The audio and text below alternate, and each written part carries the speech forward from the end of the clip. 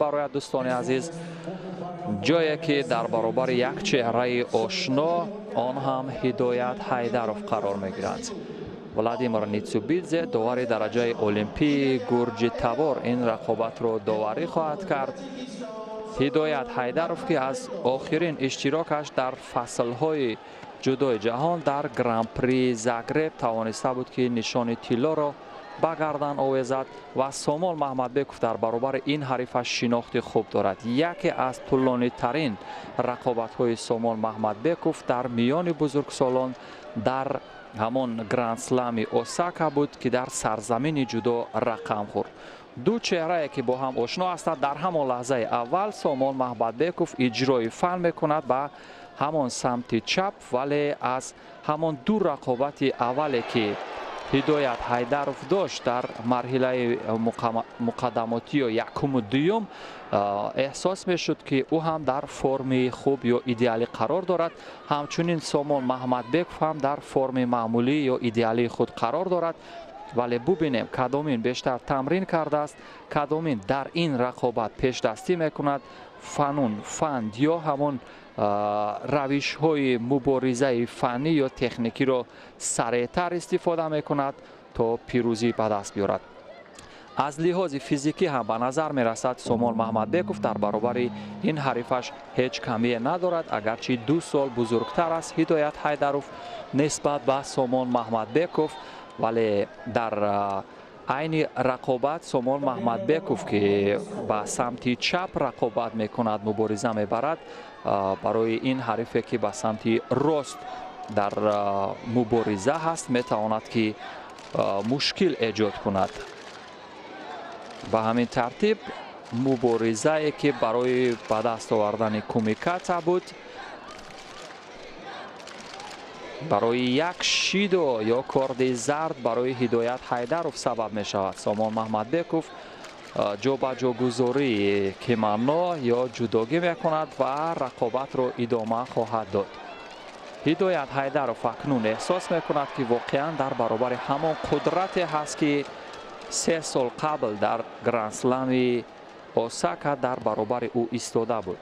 در آن رقابت واقعا اگر یاد داشته باشه دوستان عزیز، سامول محمدبکov بسیار این حریف رو سرگیج کرده بود، بسیار خسته و بیمدار کرده بود و ببینید چیزی دی حمله صورت گرفت و با طاله سامول محمدبکov او هم کنترل خوبی تعادل را داشت و به همین ترتیب مبارزه نفسگیری و بسیار نزدیک را در حال تماشا کردن هستیم.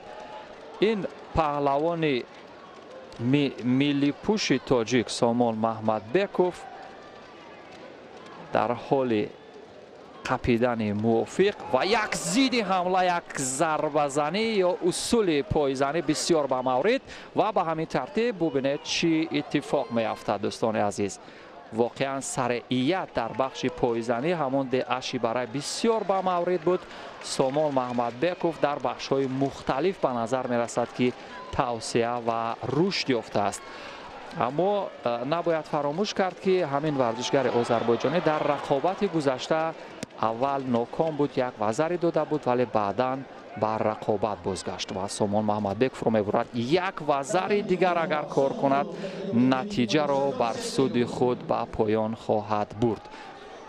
و به همین ترتیب موقع قپیدن از قسمت پشت گریبان حریف به مورد است، نمیگذارد حریف نزدیک شود و چیزی نیست. یک روش پشتناکی یا همان فند خوابه که در مد نظر هدایت حیدرov بود خوشبختانه به نتیجه به پایان رسید. سامول محمدبکov هم همون ترتیب گفتیم در بخش‌های گوناگون هم سراپا هم همون اصول‌های پایزنی و همچنین در بخش‌های پرتابی موفقیت آمیز است تا اینجا و اگر تواند 1 دقیقه و 10 ثانیه دیگر در برابر این حریف بارزش مبارزه برد، ایستادگری کند، پس به مرحله نیمه نهایی خواهد رفت. پرتاب‌های بالای شانه هدایت حیدرov هم به نتیجه هستند. سامول محمدبکov در حالی که دفاع میکند از حریف باید حرکت داشته باشد، وگرنه کارت‌های زرد یا شیدها در حالی اگر کم فعال یا کم کار بودن احتمال تهدید کردن دارند. ولی سامان محمدبکوف خوب میداند در برابر هر حرکت حریف با چی شیوه و با چی نحوه مبارزه انجام بدهد.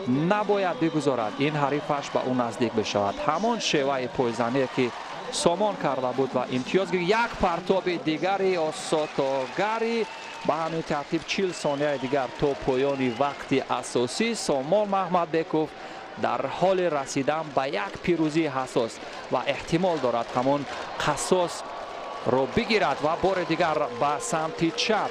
یکی از افضلیت های سامان محمدبکوف در این رقابت همین است که هم از لحاظ فیزیکی نسبت به حریف برتری داشت تا این جای کار که 22 ثانیه دیگر مانده است و هم از لحاظ آنه که نخستین شده به حریف در می افتد اجرای اصول می کند. گریز به خاطر وقت کشی به منفیت کار خواهد بود. نباید حریف رو نزدیک شدن ماند. به همین ترتیب سامان محمدبکوف دوستان عزیز 9 ثانیه دیگر بله یک کارد زرد دیگر یا شیدو به خاطر فلشتک یا همون هجوم دروغین و یک حمله دیگر